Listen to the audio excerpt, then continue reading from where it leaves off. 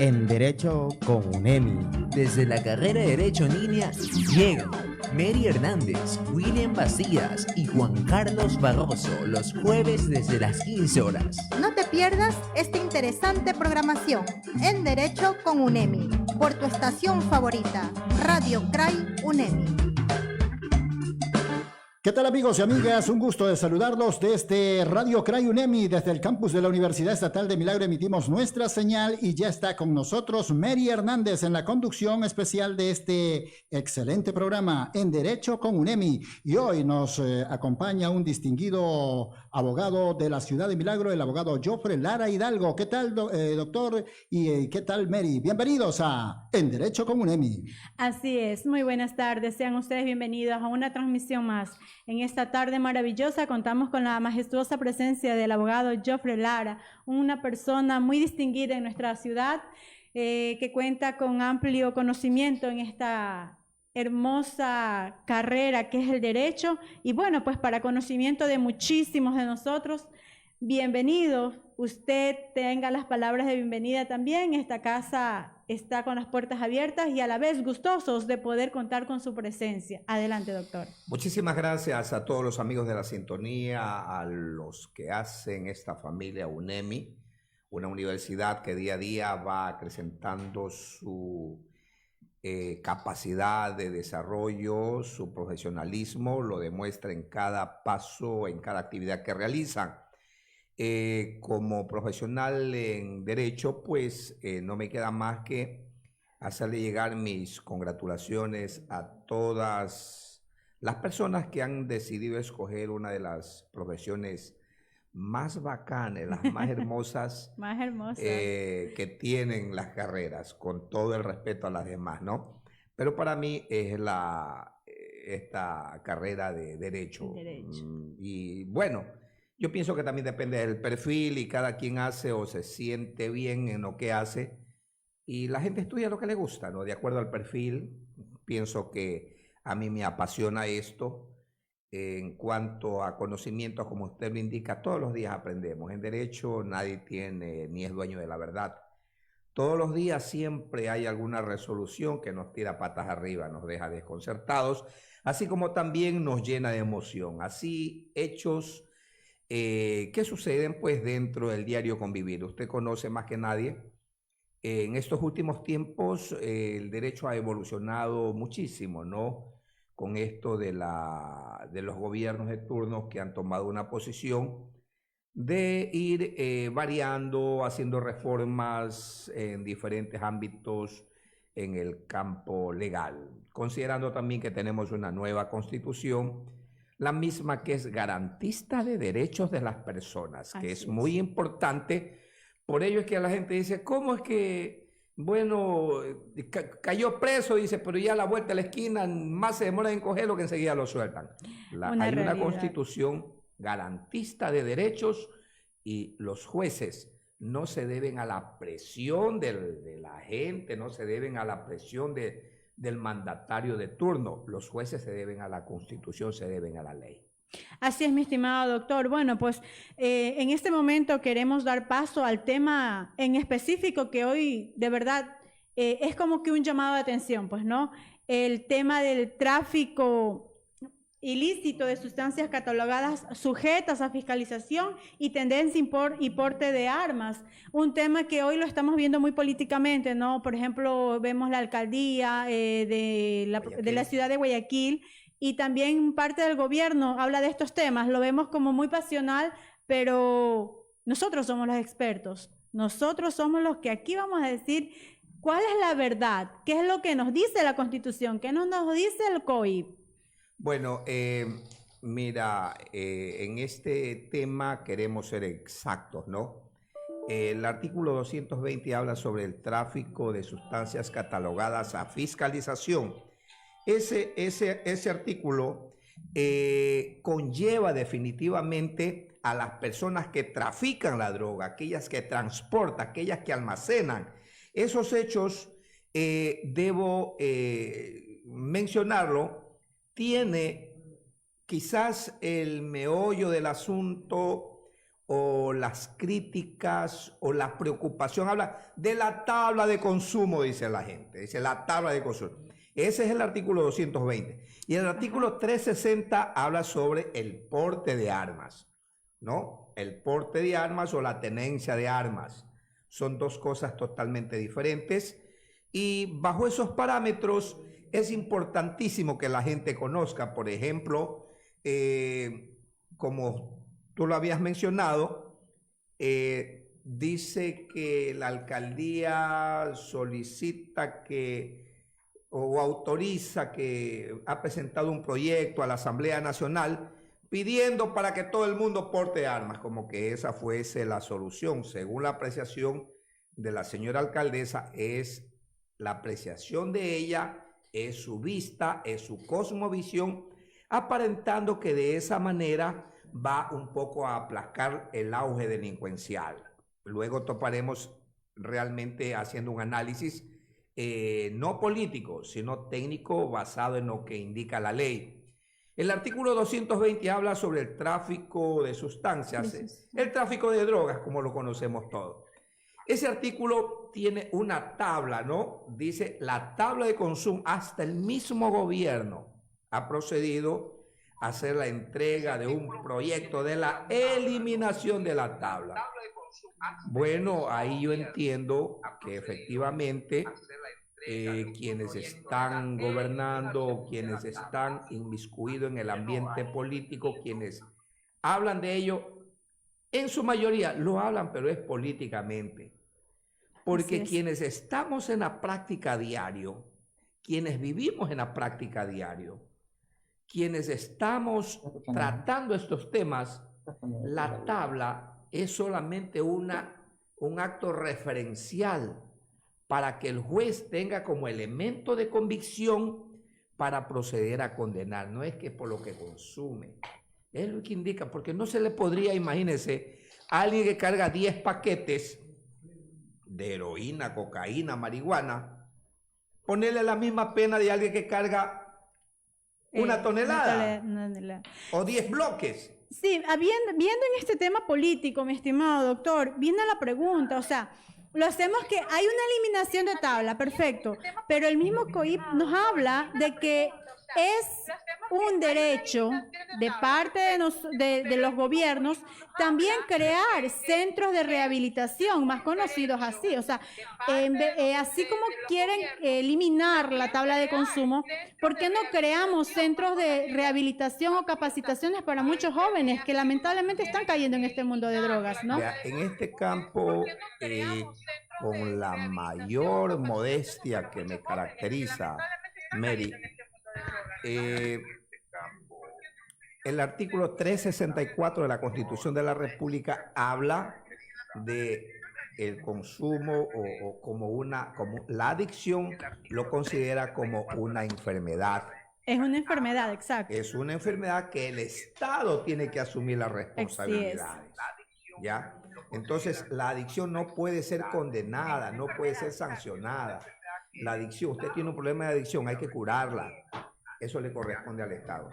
Eso en cuanto a lo que indica la Constitución de la República, en hora buena que usted me menciona, porque había manifestado que efectivamente hay una Constitución que es garantista de derechos. Así es. ¿Ya? Entonces no puede, pues entonces por eso el juez no puede pues condenar a alguien que tiene un problema de adicción. ¿Y qué dice la gente? El juez le dio la libertad y saben que vende. O sea, puede ser todo. Pero si a él se le procede, apenas se lo coge, se le encuentra sustancias en su sangre, se le hace la prueba toxicológica, la psicosomática, y sale que efectivamente tiene coincidencia en lo que porta y en lo que consume. Con lo que consume. Exacto. Entonces a él se lo cataloga como consumidores. ¿Ya? En la misma tabla nos posiciona de distintas maneras, ¿verdad? Como consumidor, expendedor y, bueno, el que es en gama mayor. Ese es el que tiene más peso de la ley, ¿verdad? En esa tabla también se divide en dos tipos la tabla se divide en dos, ¿cómo le explicó? Se me va. En sustancias estupefacientes y psicotópicas. Es así, ¿verdad? Sí. ¿Son diferentes? ¿Es lo mismo? Es lo mismo, o sea, es el nombre total Ya. de sustancias catalogadas a fiscalización indica, pero quiero indicar, la tabla lo que indica es qué pena se le va a poner. Así es. Ya, no es lo mismo un consumidor para que sea expendedor o esté en el mundo del microtráfico, tiene que la policía a través de los antinarcóticos tener un seguimiento que se ha realizado para demostrar que el hombre vende, tiene los cruces de mano, de eso sí hay. La policía hace un excelente trabajo antinarcótico, hace un seguimiento con la gente del servicio de inteligencia, se inmiscuye entre ellos, entonces hay fotos, vídeos, hay todas las pruebas que indican. Entonces ahí ya no se puede indicar que tiene un problema de adicción, ya se comprueba que él está en el microtráfico. Y como está en el microtráfico, indica, por ejemplo, en la tabla dice mínima escala de 1 a 3 años. Así tenga 5 sobres, 10 sobres, etc. Pero se demuestra, ojo, se demuestra que él realiza la venta, porque dice la distribución, consumo, transporte, venta, almacenamiento. La escala dice mínima escala de 1 a 3 años. Mediana escala de 3 a 5 años. Literal C, alta escala de 5 a 7 años. Y el literal D, gran escala de 10 a 13 años. Entonces, es para, en base a la cantidad que tiene, la fiscalía hace la acusación. Y el juez, en base al valor que se le encontró, procede a emitir la sentencia, o el tribunal en este caso. Cuando es de 3 a 5 años lo ve un juez, normalmente es un juicio de procedimiento directo. Entonces, pero hay que demostrar, la tabla no indica que ya eso tiene y a él hay que proceder ya a condenarlo. No, hay que demostrar, tiene que haber los hechos que justifiquen que el hombre efectivamente está procediendo al microtráfico o al expendio de drogas. Eso para conocimiento de la gente. Por lo tanto, la eliminación, lo digo yo, muy a criterio personal. Mañana eliminan la tabla, ¿y qué le va a afectar en el consumo? A nadie. Si nadie fuma por orden, ya la gente fuma por adicción. Y los que distribuyen o los que se encargan al micro o se dedican al tráfico, a gran escala, mediana escala, ya lo realizan con o sin la tabla. Así es, mi estimado doctor. Bueno, la verdad es que el tema es un poco controversial con el tema de jóvenes, ¿verdad? Estamos viendo también el tema de que muchas personas permiten que se incentive, se motive al joven. ¿Qué pasa con estas personas? Es verdad, dentro de los colegios, por ejemplo, ¿qué podría suceder con las personas que están muchas las veces afuera del colegio? ¿Verdad? La policía avanza, pero no hasta el grado que podríamos hacerlo, ¿verdad? ¿Qué pasa con estas personas? Como personas dentro de la materia de derecho, ¿cuál sería el peso que recae, por ejemplo, por este tipo de personas?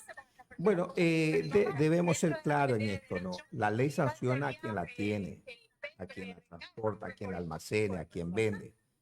Y el responsable, si en este momento llegan, por ejemplo, de pronto no me percaté, he venido en su cartera, le han puesto 2 bloques.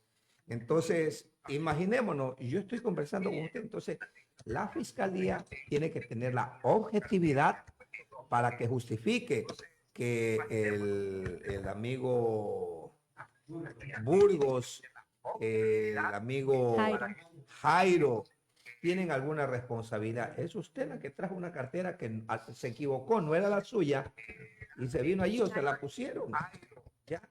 Y yo, ¿qué pito toco aquí? Yo no toco ningún pito. Entonces, la fiscalía, con la objetividad que caracteriza, primero hace un balance de su actividad. Entonces, busca llegar a la verdad de los hechos. Entonces, no quiere indicar que el que está afuera, que el que tiene, si la policía lo coge, el que está afuera, son ellos los responsables. Los que están adentro, si no le encuentran nada, no pasa nada. Hay, por ejemplo, hechos, usted ha visto y sale en la televisión casi siempre, en las redes sociales. Ahora último tuve unos clientes así que hasta se enojaron con uno. Pero contrataron el taxista, pero él era su taxista de siempre. Exacto. ¿Ya? La señora lo contrata, ¿no? Y siempre vámonos para acá, vamos para acá. Y cargaba una funda que decía que vendiera ropa, que iba a mostrar ropa, que iba a entregar ropa, que iba, bueno. El taxista lo que hace es llevarlo. ¿Ya? Cuando ya la policía, porque se dedean, uno de los problemas que hay, la policía no es que tiene la bolita mágica para saber quién lleva, quién no lleva. Lleva un camión doble fondo y que usted es mago, adivino, si tantos camiones que hay. Entonces, no. La policía llega por los informantes, por la competencia que tienen entre grupos. Entonces, vea, le pasa el dato, vea, allá lleva ese man, acá lleva de acá. Hoy van a salir a tal hora de tal lugar. Entonces, se dedean entre ellos. Por eso es que la policía llega. Entonces, el que está afuera, como usted indica, si ellos tienen la mercadería, considerémoslo así, son ellos los responsables. El muchacho, considerando también que el artículo 11 del Código de la Niñez y Adolescencia habla de la imputabilidad de derechos, del interés superior de los niños, de los niños y jóvenes, ellos tampoco son responsables. Solamente tiene que demostrar que está estudiando y proceden a otorgarle la libertad. ¿Sí? Queda con el expediente abierto, la fiscalía se encarga de las investigaciones. Por eso usted ha notado que quiénes son los que expenden, quiénes son los sicarios, son menores de edad, en su mayoría. Es verdad, en su porque mayoría. ellos tranquilamente no se complican la vida, los muchachos saben que no tienen que hablar, tienen que convertirse en Shakiras, ciego, sordo y mudo, no decir nada. No sé, se acabó. Y yo soy niño, yo soy adolescente y no pasa nada. Entonces, son leyes que efectivamente protegen al adolescente, protegen a los niños, pero que a la vez perjudica a una sociedad, si lo hablamos de esa manera. Pero no está bien también que a un niño tengamos, un adolescente, tengamos que interrogarlo en todo otro tipo de cosas. Es el Estado el que tiene que garantizar la seguridad de los jóvenes, tiene que iniciar una campaña masiva de prevención, fomentando el deporte. Ahora ustedes ven, en los últimos 10 años se prohibió los deportes, elección de reinas, se ha prohibido todo. Teníamos que estar escuchando solamente las sabatinas del expresidente, a eso teníamos que dedicarnos todo el mundo para que empezamos a adorarlo. Y en eso han caído algunos ingenuos, ¿no?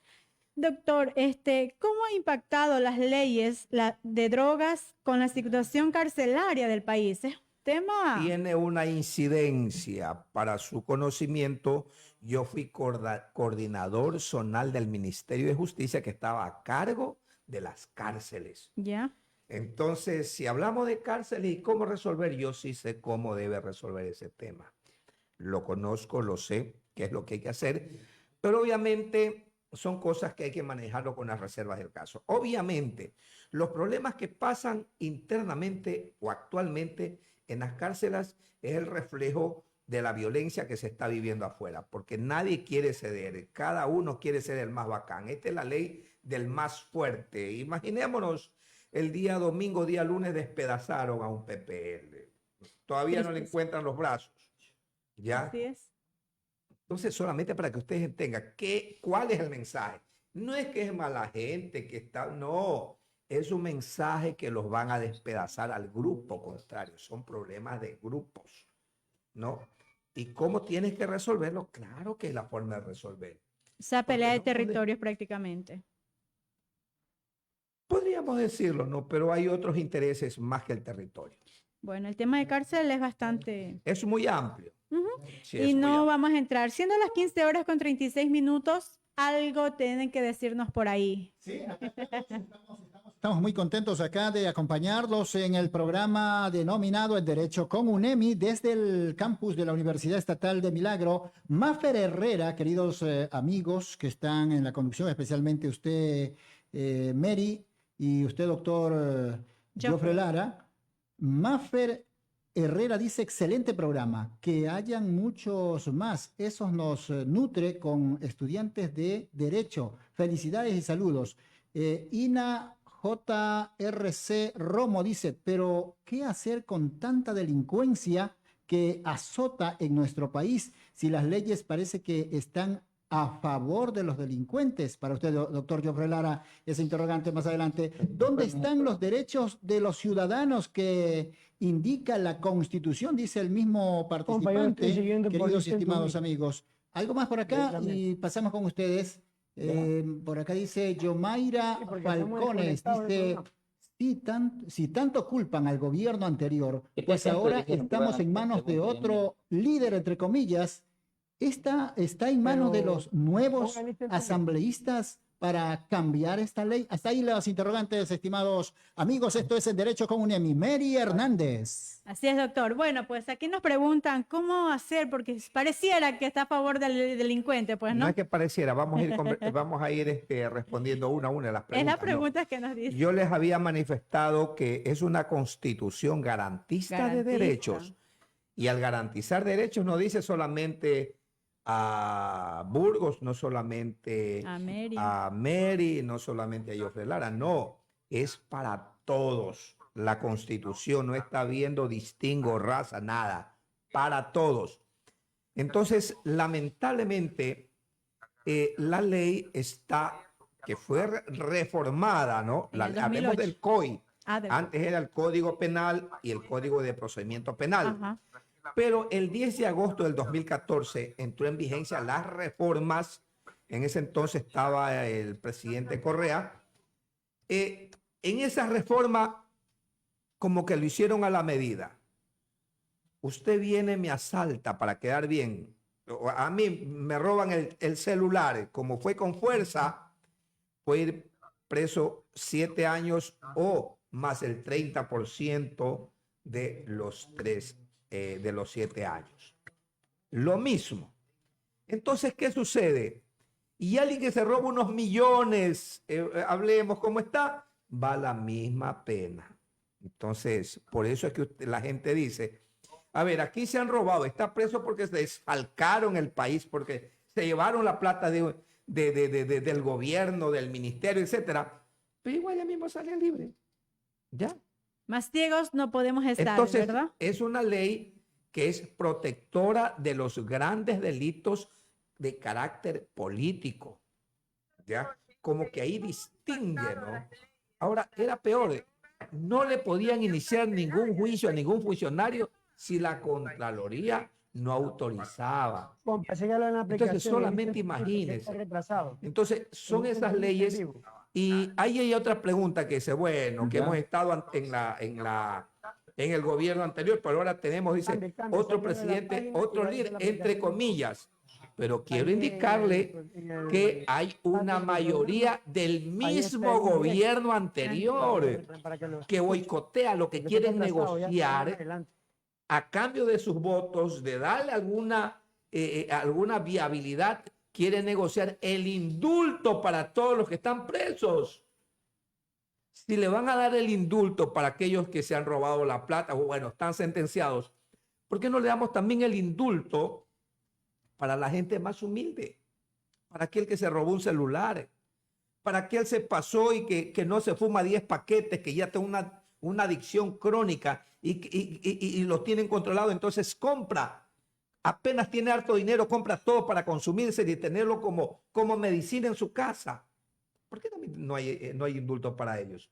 Entonces, ese tipo de cosas, la gente elige en forma equivocada. Ese es el grave problema.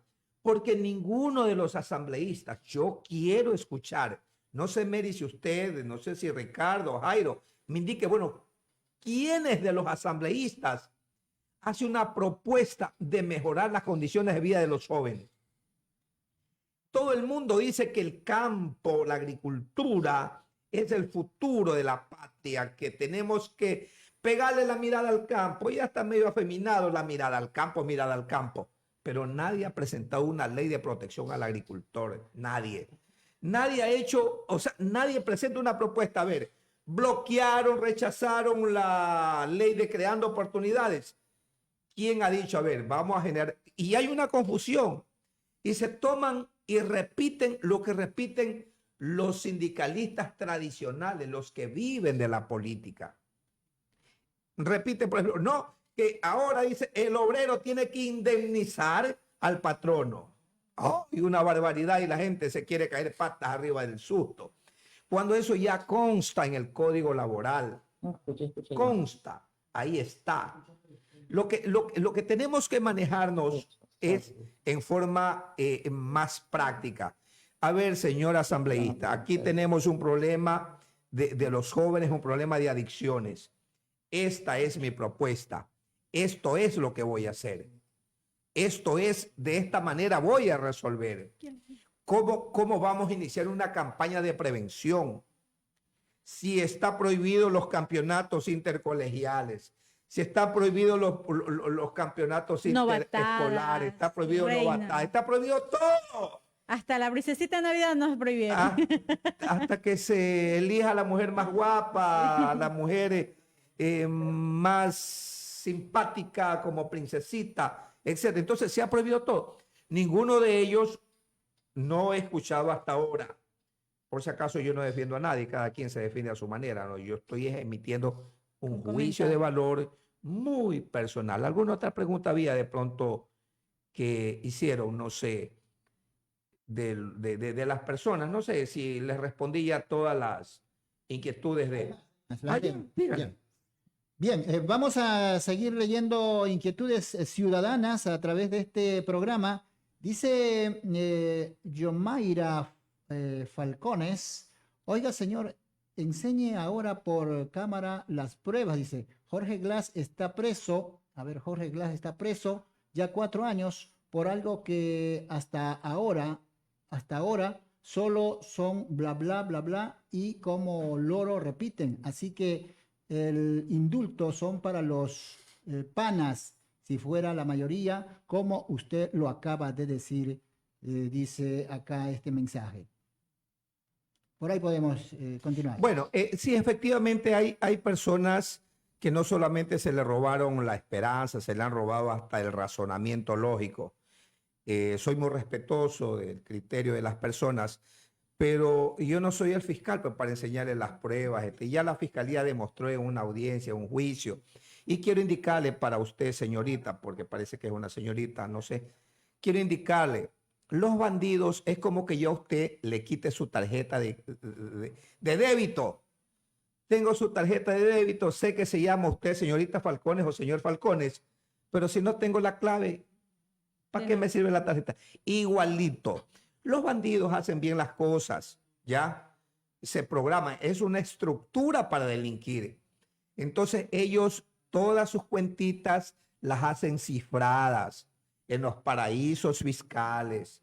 Entonces no vamos a entrar en esos tipos de detalles. Exacto. Porque nos pasaríamos la tarde conversando. Usted defendiendo su teoría en forma política, partidista, y yo hablándole de una situación técnica. Por ejemplo, me incomoda, por decirle, eliminaron los conserjes y guardianes de todas las unidades educativas. Exacto. E hicieron un contrato de limpieza para los pabellones de los privados de su libertad en Guayaquil. Por favor, o sea, seamos coherentes en esto, ¿no? Pero bueno. Doctor, parece que tenemos preguntas por medio del Zoom. Y si no, bueno, pues me encantaría que usted me respondiera esta pregunta. Dígame. Que es un poco, llegada a la realidad. ¿Existe algún tratamiento forzoso a los usuarios dependientes de drogas? ¿Existen las cortes de drogas en Ecuador? No, todo lo que es en el ámbito penal lo analiza un juez de la unidad judicial penal. Depende de la cantidad. Si es la pena de 5 a 7 años, pasa a ser analizado por un tribunal penal. Si usted se siente afectado, presenta una apelación a una sala de lo penal, y si sigue insistiendo de que usted está injustamente detenido, presenta un recurso de casación, y si a última hora somos una nueva prueba elemental, si le siguen negando, pues un recurso de revisión. Más o menos lo que ha pasado con este señor Galo Lara, con su esposa, que a los 8 años de estar privado de su libertad, cuando se hizo ya el desglose de la documentación, se comprueba eficientemente que fue una persecución política, de que estuvo presa. ¿Quién repara? El Estado tendrá que reparar, porque lo más sagrado del ser humano es su libertad. Es su libertad. En así es. esta pandemia, estar encerrado un mes, uno estaba como gato en saquillo, no sabía qué hacer. Imagínese usted, y que esté en su casa, Exacto. esté en su casa, esté en su casa, esté en su Con patio, teléfono, con todas las comodidades, se hostigaba de ver televisión, iba a jugar naipes, se hostigaba de eso, se tomaba un trago en su casa y tenía toda la comodidad. Una persona privada de libertad de pueblo es el infierno. Hasta psicológicamente estamos Es afectando a esta infierno. persona. Entonces, claro. quien le repara eso tendrá que en su momento, a través de la Corte Interamericana de Derechos Humanos, procederán a mandar a indemnizar a aquella mujer que le mataron su bebé, la privaron 8 años de su libertad solamente por ser esposa o mujer o madre de unos hijos de un asambleísta de oposición. Así es. Bueno, ¿tenemos preguntas tal vez en el Zoom? No. Listo. Doctor, una pregunta más. ¿Qué rol ha jugado la sociedad civil ecuatoriana en el debate sobre las drogas en el país? Todo el mundo habla, todo el mundo dice, pero solamente queda como un bonito mensaje, como un bonito periqueo, en algunos como un bonito periqueo.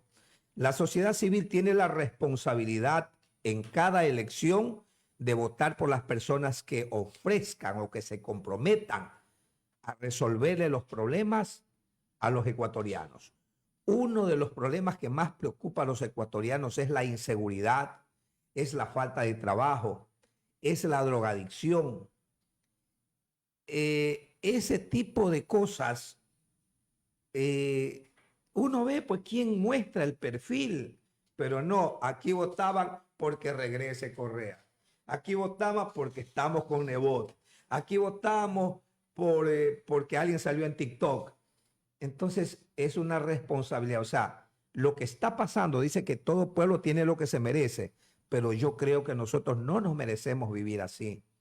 Hay una situación, bueno, actualmente el mundo entero está en una crisis terrible, está en una recesión producto de una pandemia. El mundo entero, no solamente Ecuador. Y quien no quiera observar o conocer esos hechos y pedir que un presidente que a los 100 días ya le hacen paro, huelgas, manifestaciones, quieren destituirlo, etcétera. Y estamos preocupados que dónde guardó la plata el presidente cuando no era nada, y no nos preocupamos dónde se llevaron la plata cuando estuvo de presidente la década, podemos decir. Sí, bueno, el tema político no queremos entrar mucho en polémica, pues no. Pero bueno, ¿qué rol, qué posición, cómo se posiciona Ecuador en el debate internacional sobre políticas de drogas? Bueno, Ecuador, todos ustedes pueden apreciar en Manabí, en Santa Elena, que son dos territorios como profesional en el derecho y para la gente que maneja este campo de lo penal, poner una oficina de allá, y si eres reconocido, pues te va a ir muy bien porque hay harto problema de narcotráfico, de droga, de este tipo sicariatos, de cosas. podríamos hablar. De todo, ¿ya? Entonces es lo que nosotros conocemos, cómo ir normando, cómo ir en primer lugar. Sabemos que ya han puesto un radar, van a poner otro en Santa Elena, porque todos sabemos, o sea, las cosas cómo se han manejado, se han estado manejando, no ha habido el control adecuado para poder evitar que se prolifere. Nunca antes en la historia del país se ha vivido hechos como los que estamos viviendo. Si usted puede apreciar, Mary, antes o de pronto Ricardo, que así, José Luis, que vive aquí en Milagro, si antes nos enteramos que mataron a alguien, era una novedad de un mes, 2 meses. Hoy en el día matan casi, termina con la vida de uno diario casi, que otro muerto es, y hasta nos hemos acostumbrado. Y ese es el grave problema. El ser humano es un animal de costumbre, lamentablemente, y es lo que tenemos que hacer. ¿Cómo entonces la sociedad aportar? Eligiendo bien a quien debe representarnos. Doctor, muy aparte de cuáles son nuestros gobernantes, que nos debería ser un debate bastante amplio, ¿cómo nosotros podemos ver quién de verdad nos debe gobernar, no? No idealizar o ser idólatra de alguien. Deberíamos tener un tema exclusivo para eso ahí, a proximidades de elecciones, tal vez. Podríamos empezar desde nuestros cantones, por ejemplo, Claro. claro, sería otro tema. Pero mi pregunta aquí también va el tema de las armas. Por ejemplo, el actual presidente de la República decía que nuestros hermanos campesinos, los que están en bananeras, tienen sus huertitas, deberían tener sus armas, ¿no? ¿Qué nos quiere decir esto? ¿Es o no es indispensable? ¿Es aplicable? ¿En qué nos ayudaría? ¿Qué nos dice la Constitución? ¿Qué nos dice el COIP? ¿En qué podríamos beneficiar a esas personas que de verdad lo necesitan? Mire, el Código Orgánico Integral Penal en su artículo 360 habla sobre el porte y la tenencia de armas. ¿Ya? El porte es sancionado con una pena de 3 a 5 años y la tenencia de 6 meses a 1 año. ¿En qué hay la diferencia entre el uno y el otro? En el porte, que usted cargue sin autorización un revólver, una pistola, una cartuchera en su vehículo, a la cintura, etcétera. Eso es porte, porque usted está portando, avanzando, etcétera. Y tenencia es la que usted tiene guardada en su casa. Y si usted tiene guardada en su casa y viene, le hacen un allanamiento y le encuentran eso, como ha pasado especialmente con los sectores campesinos. Doctor, hay una interrogante. ¿Las armas traumáticas tienen la misma norma o entran a esa misma norma que usted menciona? Las armas traumáticas, estas que no son de balas, son balas de salva. Bueno, se refiere exclusivamente, no me ha tocado todavía, porque lo que yo vengo a hablar es de la práctica, no de lo que me toca el día a día.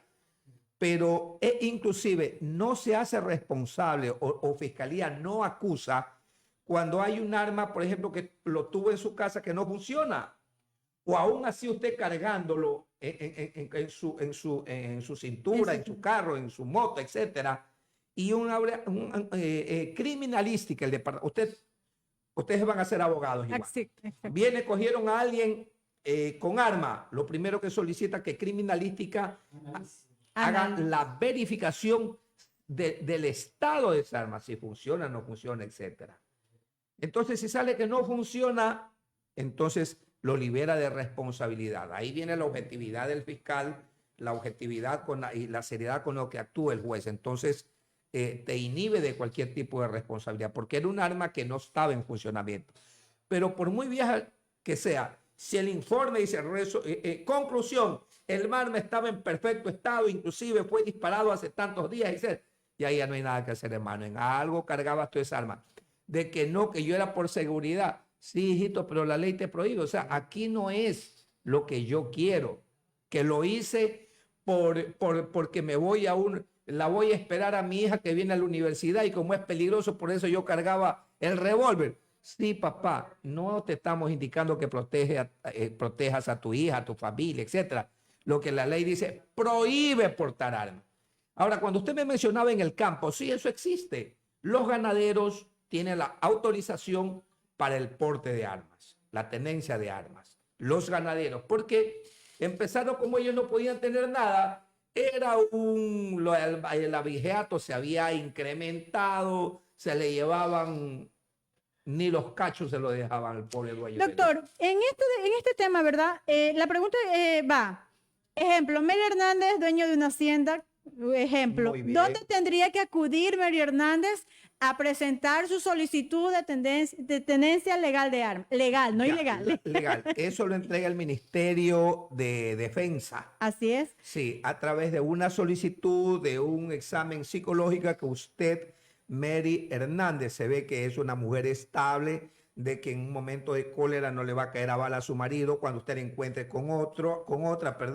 Entonces sabemos que usted va a manejarse emocionalmente quieta y bajo esos parámetros va a actuar.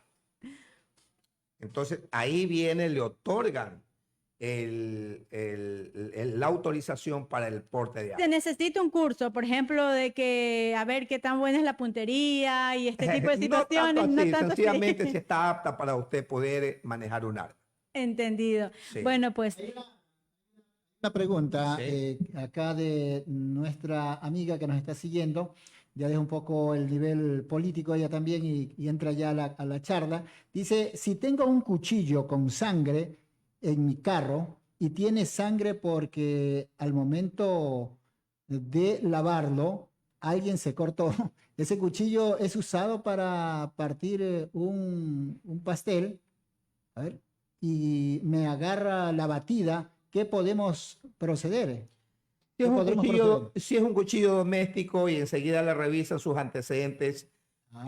penales, si usted no tiene ningún tipo de inconvenientes, obviamente el pasado judicial no debe ser considerado para una sanción o hecho, pero sí le sirve como un acto referencial.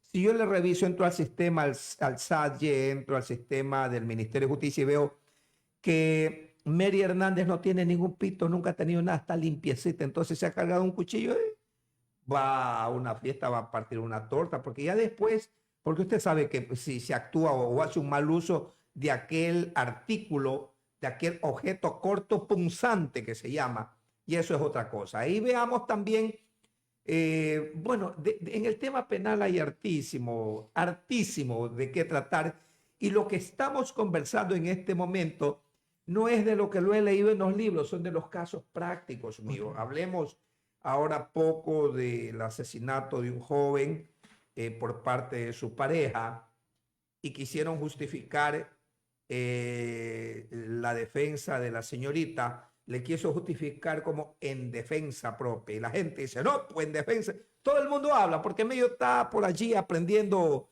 alguna cosita y habla, no, lo hice en defensa propia. La legítima defensa, como lo indica el artículo 33, 35, que habla del estado de necesidad también de las personas, el 46, entre otro tipo de cosas, se basa exclusivamente en igualdad de condiciones. Para que haya una legítima defensa se sobreentiende que usted vino con un cuchillo y yo, para que usted no me agreda, también cogí otro. Ahí estamos en igualdad de condiciones. Ahí se produce la legítima defensa. Defensa, legítima Legítima defensa, defensa o también, defensa propia, como lo sí. manifiesta. También podría ser, por ejemplo, alguien me viene y me ataca con un cuchillo, pero yo rasguñé, metí uñas, dientes, no sé, ¿aplica o no aplica? Porque a veces las mujeres, en el tema de femicidio, aplica de aquí, de que uno se encuentra indefensa, viene alguien con una arma, qué sé yo, y trata de rasguñar, de meter los dientes y este tipo de situaciones. Claro, no es igualitario, ¿no? Porque él Se está llama con un estado de necesidad de ¿ya? precautelar la vida. Pero ahí aplica este tema de defensa Si propia. usted si usted termina con la vida de la otra persona, pues por supuesto, Ok. usted deberían liberarla, no tiene que por qué estar, ya depende de su abogado. Hay otra En eso interrogante tiene que para haber ustedes. Hay otra Ya interrogante depende para de su ustedes. abogado. Diga. Hay una interrogante para el doctor Joffre Lara Hidalgo que nos acompaña. Está conduciendo Mary Hernández en Derecho con UNEMI y dice William Batty, se ha comentado que ahora los imputados solicitan por medio de su defensa pericia de la pureza de la droga a fin de disminuir la escala de tenencia y con ello disminuir la pena. ¿Es esto jurídicamente legal que el imputado solicite prueba de pureza de la droga? Pero por supuesto, eso lo hace un abogado que conoce de este tipo de cosas. Alguien que desconoce dice, oh, le pusieron tanto, no. Uno solicita, ¿no? La calidad, o sea, la pureza del producto que sea. Pero eso funciona cuando es, por ejemplo, si le encontraron 20 paquetes, o sea, que sabemos, uno calcula en los porcentajes de tanto a tanto, pasa, por ejemplo, de mínima a media. Sabemos que si pedimos la pureza, puede bajar a mínima, entonces yo la solicito. ¿Ya? Entonces, al solicitar, no ve que va normalmente para ganar algo más el que vende, le agrega otros productos que no es la droga pura, ¿no? Entonces, al quedar la pureza, queda, o sea, la calidad.